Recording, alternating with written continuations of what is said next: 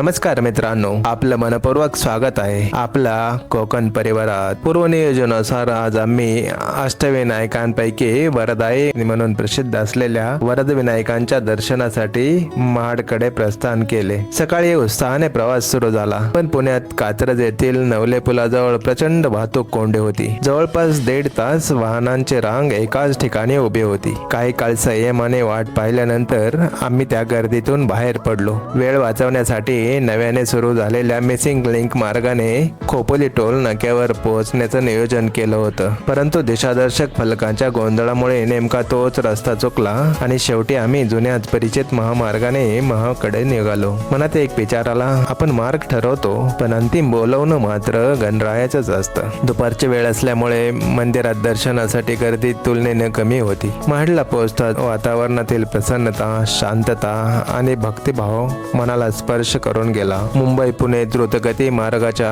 अगदी जवळ असूनही महाडमध्ये प्रवेश करताच कोकणातील साधेपणा, हिरवाई आणि आध्यात्मिक ऊर्जा मनाला विलक्षण समाधान देऊन जाते। महाडचं श्री वरदविनायकाचं मंदिर हे मंदिर अष्टविनायकांपैकी अत्यंत जागृत आणि वरदायी देवस्थान मानलं जातं। येथील गणरायाची स्वयंभू डाव्या सोंडीची मूर्ती अत्यंत मनोहरी आहे। या मंदिराचे सर्वात मोठे वैशिष्ट्य म्हणजे सन 1892 पासून येथे अखंड तेवत असलेला नंदादीप, जो आजही अखंड भक्तीचे प्रतीक म्हणून प्रज्वलित आहे। मंदिर परिसरात प्राचीन श्री शंभू महादेवांचं शिवलिंग आहे। सुंदर मच्छुक राजाची मूर्ती, मंदिरालगत असलेल्या पवित्र पुष्करणी तलावाला विशेष असं धार्मिक महत्व आहे। अशी श्रद्धा आहे की श्री वरदविनायकांची मूळ स्वयंभू मूर्ती या पवित्र तलावातून प्राप्त झाली होती। मुख्य मंदिराच्या मागील बाजूला असलेल्या श्री दत्त मंदिरात श्री दत्त प्रभू, श्री शनिदेव, श्री राहुदेव, केतुदेव आणि श्री हनुमानजी यांच्याही मूर्ती स्थापित केलेल्या आहेत। त्या सर्वांचं दर्शन घेऊन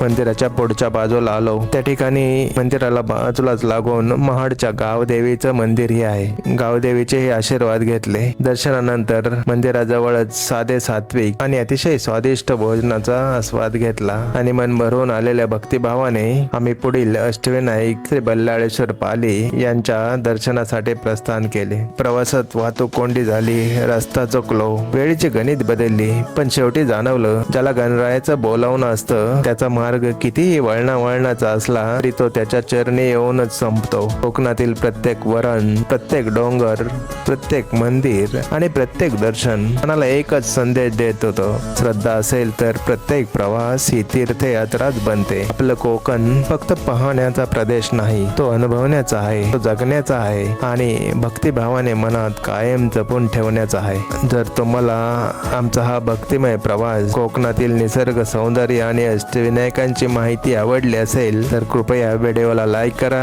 आपल्या मित्र परिवारांसोबत शेअर करा आणि अशाच भक्तिमय, प्रेरणादायी कोकण दर्शन घडवणाऱ्या प्रवासासाठी आपल्या चॅनेलला सबस्क्राईब करायला विसरू नका। आपल्या प्रेमामुळेच आम्हाला कोकणातील संस्कृती, निसर्ग, इतिहास आणि अध्यात्म तुमच्यापर्यंत पोहोचवण्याची प्रेरणा मिळते। पुन्हा भेटूया अष्टविनायक यात्रेतील पुढील पवित्र दर्शनात। तोपर्यंत गणपती बाप्पा मोरया, मंगलमूर्ती मोरया।